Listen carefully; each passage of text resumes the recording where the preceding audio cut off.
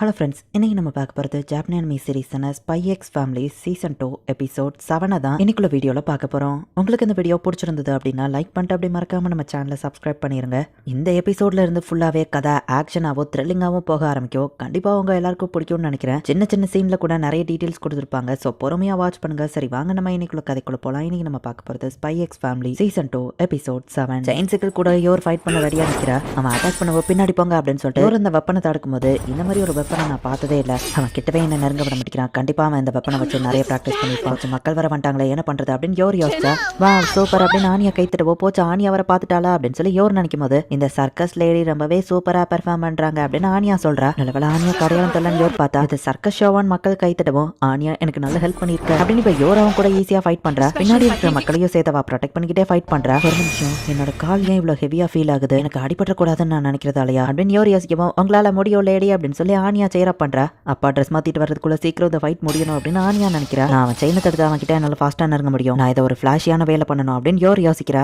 நிறைய மக்கள் பார்த்துட்டாங்க, எல்லாரையும் கொன்ற வேண்டியதான் அப்படின்னு அவன் யோசிச்சுட்டு இருக்கான். யோர் முன்னாள் வேகத்துல ஓடி வரவோ டக்குனு அவன் அட்டாக் பண்ணா. அவன் செயினை லாக் பண்ணிட்டு யோர் டான்ஸ் ஆடுற மாதிரி அப்படியே அவனை மொத்தமா கட்டி போடுறா. வரல வச்சே கத்தி மாதிரி அவன் ப்ரெஷர் பாயிண்ட்ஸ் எல்லாம் பஞ்ச் பண்றா. அந்த அசாசின் கதை முடிஞ்சது. இந்த பெர்ஃபார்மன்ஸ் சூப்பர் அப்படின்னு எல்லாரும் கை தட்டுறாங்க. அம்மா பயங்கரமா இருக்காங்க, அவங்க கிட்ட நான் ஒழுங்கா நடந்துக்கிடணும். அச்சோ அப்பா அப்படின்னு சொல்லி ஆனியா ஓடுறா. அது பெர்ஃபெக்டா இருக்கும் அப்படின்னு நம்ம ஹீரோ மைண்ட்ல நினைக்கிறது ஆனியா கேக்குது. வெளியே அப்படி ஒரு சம்பவம் நடந்ததே தெரியாது. ஆனியா தி ஹீரோ இன்னைக்கு இந்த ஃபேமிலியை ப்ரொடெக்ட் பண்ணிட்டேன் அப்படின்னு ஆனியா பார்த்தா நம்ம ஹீரோ காஸ்டியூம் செம காமெடியா இருக்கு, இது கூலா இருக்குல்ல அப்படின்னு நம்ம ஹீரோ வந்து கேட்கவும் கேவலமா இருக்கு அப்படின்னு நம்ம ஹீரோ மோஜிக்கு நேரா சொல்றா. ஹஸ்பண்ட் அண்ட் ஒய்ஃப் அப்படி எப்படிதான் சண்டை போட்டு கதவை உடைச்சாங்களோப்பா அப்படின்னு எல்லாரும் ரிப்பேர் பண்ணிட்டு போனதுக்கு அப்புறமா லீடர் மாதிரி இருக்கிற அந்த அசாசின் அந்த ரூம்குள்ள போயிட்டு அந்த ரூம்ல இருக்கிற ஸ்மெல்ல வச்சே ஒரு ஆம்பளையோ பொம்பளையோ இருந்திருக்காங்க.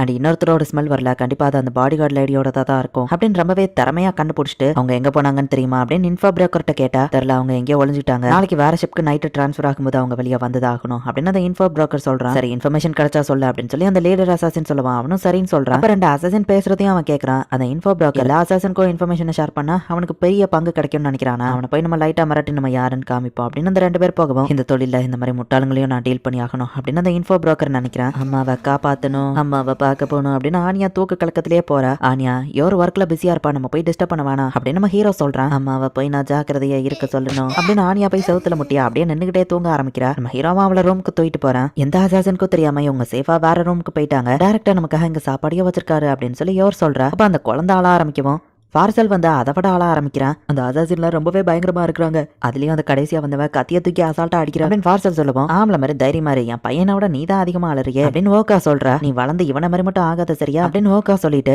ஹே சாப், உனக்கு இவ்வளவு பயமா இருந்தா எதுக்காக உயிரை ரிஸ்க் எடுத்து எங்க கூட வர ஆர்கனைசேஷனோட புது பாஸ் கூடயே வேலை பார்த்துருக்கலாம்னு கேட்கவும் நான் எப்படி ஃபீல் பண்றேன்னு உனக்கு தெரியாது நம்ம கேட்டுட்டு வார் முடிஞ்ச அப்புறமா எனக்கு போகிறதுக்கு எந்த இடமும் இல்ல, உன் ஃபேமிலி பிசினஸ் ஆன அந்த பிளாக் மார்க்கெட் தான் என்ன உயிரோட வச்சிருந்தது அப்படின்னு அவன் சொல்றான். இவன் பசியில இருந்தப்போ ஓகா தான் இவனுக்கு வந்து பிரெட்டை கொடுத்துருப்பா. அந்த பிரெட்டோட டேஸ்ட் இன்னைக்கு வரைக்கும் எனக்கு ஞாபகம் இருக்கு. பாஸ் எனக்காக பண்ண எந்த விஷயத்தையும் நான் அவ்வளவு ஈஸியில மறந்துட மாட்டேன். அந்த ஆர்கனைசேஷன்ல இருந்து உனக்குள்ள யாராச்சும் வந்தா அவங்க மூஞ்ச பேத்துருப்பேன் அப்படின்னு பார்சல் அதாவது சாப் பேசிட்டு இருக்கும் போதே யாரோ கதவை தட்டுறாங்க. அச்சோட சொல்றதெல்லாம் போய் தான் எனக்கு பயமா இருக்கு அப்படின்னு போய் அவன் பின்னாடி ஒளிஞ்சுக்கிறான். டேரக்டர் தான் வந்திருக்காரு. நான் சீக்கிரட்டா 3 தடவை கதவை தட்டுவேன், அதை நீ மறந்துட்டல, இன்னைக்கு நைட் இங்கே ரெஸ்ட் எடுங்க, நாளைக்கு உங்களை வேற ஷிப் கூப்பிட வந்துடும் சொல்லவும் இந்த சிச்சுவேஷன்ல எப்படி தூங்கன்னு சாப் யோசிக்கிறான். இந்த இடத்துல நிறைய அசாசின் இருக்காங்க, நான் முடிஞ்ச லெவலுக்கு கிளியர் பண்றேன் அப்படின்னு அவர் சொல்லவும் இந்த சிச்சுவேஷன்லயே எப்படி இவ்வளவு காமா இருக்கீங்கன்னு சாப் கேட்கவும் ஏன்னா இதுதான் எங்க தொழில்னு டேரக்டர் சொல்றான். சாகணும் இல்ல சாவடிக்கணும், இந்த சிச்சுவேஷன் வார் முடிஞ்சப்பவே முடிஞ்சதுன்னு நினைச்சேன் அப்படின்னு சாப் சொல்லவும் ஹியூமனிட்டி அப்போ ஃபைட் பண்ணிட்டே தான் இருப்பாங்க, சோல்ஜரா ஃபைட் பண்றது தான் எங்களோட கடமை அப்படின்ட்டு டேரக்டர் அங்க இருந்து கிளம்புறான்.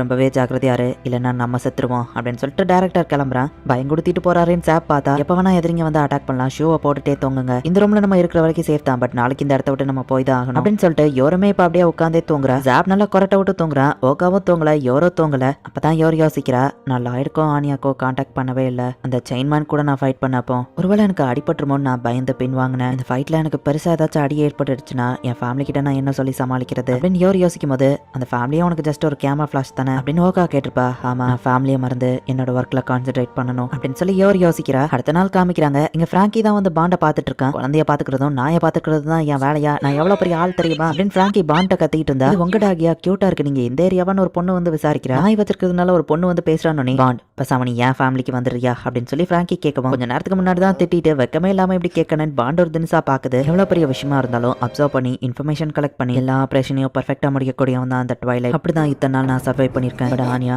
அவளை என்னால புரிஞ்சுக்கிடவே முடியல. இந்த உலகத்துல ஒரு விஷயத்தை பத்தி ஒருத்தவங்களுக்கு தெரியலனா அதால பெரிய பிரச்சனை வந்துடாது அப்படின்னு மத்தவங்க தான் மனசை தேத்திக்கிடுவாங்க. பட் அவங்க அப்படி பண்றதுக்கு காரணமே தெரியாத விஷயத்தை பார்த்து அவங்களுக்கு இருக்கிற பயம் தான். ஆனா அந்த ட்வைலைட் அப்படி கிடையாது. சயின்டிஸ்ட் இருட்டுக்கு எப்படி ஒளிய கொடுக்குறாங்களோ, வைரஸ் அழிக்க வேக்சின் கொடுக்குறாங்களோ, அந்த மாதிரி தெரியாத புது விஷயத்தை நான் ஃபேஸ் பண்ணும்போது அதை பார்த்து எனக்கு பயம் இருக்காது. நான் அப்சர்வ் பண்ணணும், இன்ஃபர்மேஷன் கலெக்ட் பண்ணணும், என் பிரச்சனையை எதிர்கொள்ளணும், மிஷனை முடிக்கணும் அப்படின்னு ட்வைலைட் நினைக்கிறேன். ஹஸ்பண்ட் அண்ட் ஒய்ஃப்க்கு மூட் சரியில்லையா, அதனால இன்னைக்கு அவங்க ரெஸ்ட் எடுக்க போறாங்க அப்படின்னு டேரக்டர் சொல்லவா. அப்ப நம்ம ப்ராஜெக்ட் அப்படின்னு அந்த எம்ப்ளாயிஸ் கேட்கறாங்க. அதை நான் மேனேஜ் பண்ணிக்கிறேன். இன்னைக்கு நீங்க 2 பேரும் போய் ஜாலியா அந்த இடத்த சுத்தி பார்த்து என்ஜாய் பண்ணுங்க அப்படின்னு டேரக்டர் சொல்லவும் அவனுங்களும் ஹாப்பியா அங்க இருந்து போறாங்க. ஆனியா அவங்க அம்மாக்கு ஹெல்ப் பண்ண போறா அப்படின்னு சொல்லி ஆனியா ஜாலியா போயிட்டு இருக்கா. ஆனியாவை அப்சர்வ் பண்ணணும் அப்படின்னு நம்ம ஹீரோ பார்த்துட்டு இருக்கான். அம்மா ஆபத்துல இருக்காங்க, நம்ம தான் ஹெல்ப் பண்ணணும் அப்படின்னு ஆனியா நம்ம ஹீரோட்ட சொன்னா ஒரு அசாசினா அப்படின்னு நம்ம ஹீரோ டென்ஷன் ஆயிருப்பான். இதனாலயா அப்பா கிட்ட ஹெல்ப் கேட்க முடியாது, அவருக்கு இது தெரியவே கூடாது, அவரை எப்படியாச்சும் கலாட்டி விடணும். எதனாலயோ பெரிய ஆளுங்களுக்கு கோல்ஃப் ரொம்ப பிடிக்கும். அப்பா கோல்ஃப் விளையாடலாம், அவர் அதுல கான்சென்ட்ரேட் பண்ண கேப்ல நான் தப்பிச்சு ஓடிடணும் அப்படின்னு ஆனியா பாக்குறா.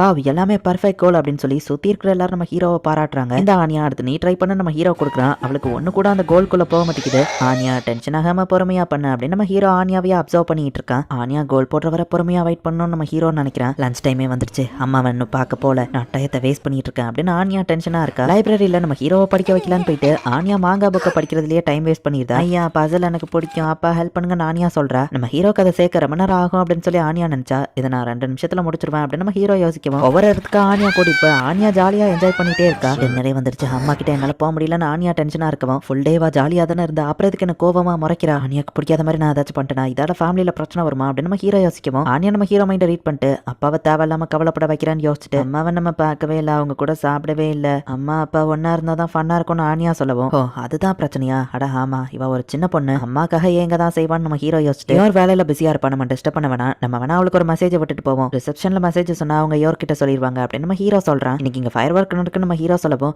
நான் ஃபயர் ஒர்க்ஸை பார்க்கணும் அப்படின்னு ஆனியா சொல்றா. அதே ஃபயர் ஒர்க் ஷோல தான் அசாசன்ஸும் சுத்தி இருக்காங்க. டேரக்டர் யோர்க்கு கால் பண்ணி அந்த ஷிப் வந்துருச்சுன்னு சொல்லவும் இன்னும் 4 மணி நேரத்துல அவங்க கூட்டிட்டு போற அந்த ஷிப் இங்க வந்துரும். இந்த கப்பலை சுத்தி எதிரியுமே இருக்காங்க, சோ நம்ம யாருக்கும் தெரியாம கேர்ஃபுல்லா இங்க இருந்து போனோம், நீங்க விக்க மாட்டிக்கோங்க அப்படின்னு யோர் சொல்றா. இங்க இன்ஃபோ புரோக்கர் வந்து எனக்கு வேற ஒரு சிக்னல் கிடைச்சது, சீக்ரெட் சர்வீஸ் தான் கான்டாக்ட் பண்ணி பேசியிருக்காங்க, நான் அவங்க கிளம்ப போறாங்க அப்படின்னு லீடர் அசாசன்ட்ட சொல்றான். மத்த அசாசன்ஸோ இப்ப ரெடியா இருக்காங்க. யோரோ இவங்களை கூட்டிட்டு வெளியே வரா. இந்த இடத்துல இந்த எபிசோட் முடியுது. இங்க யோரோ அந்த டேரக்டர் மட்டும் தான் ப்ரொடெக்ட் பண்ண இருக்காங்க. பட் கொலை பண்றதுக்கு ஷிப்பை சுத்தி ப்ரொஃபஷனலான அசாசின்ஸ் நிறைய பேர் இருக்காங்க. யோரோ அவங்க கூட ஃபைட் பண்ணி எப்படி அவங்க எல்லாரையும் ப்ரொடெக்ட் பண்ண போறா, என்னதான் நடக்க நெக்ஸ்ட் எபிசோட் பார்த்து தெரிஞ்சுக்கோங்க. அண்ட் உங்களுக்கு இந்த வீடியோ பிடிச்சிருந்தது அப்படின்னா லைக் பண்ணிட்டு அப்படி மறக்காம நம்ம சேனலை சப்ஸ்கிரைப் பண்ணிருங்க. தேங்க்யூ ஃபார் வாட்சிங். பை கைஸ், நெக்ஸ்ட் எபிசோட்ல மீட் பண்ணலாம்.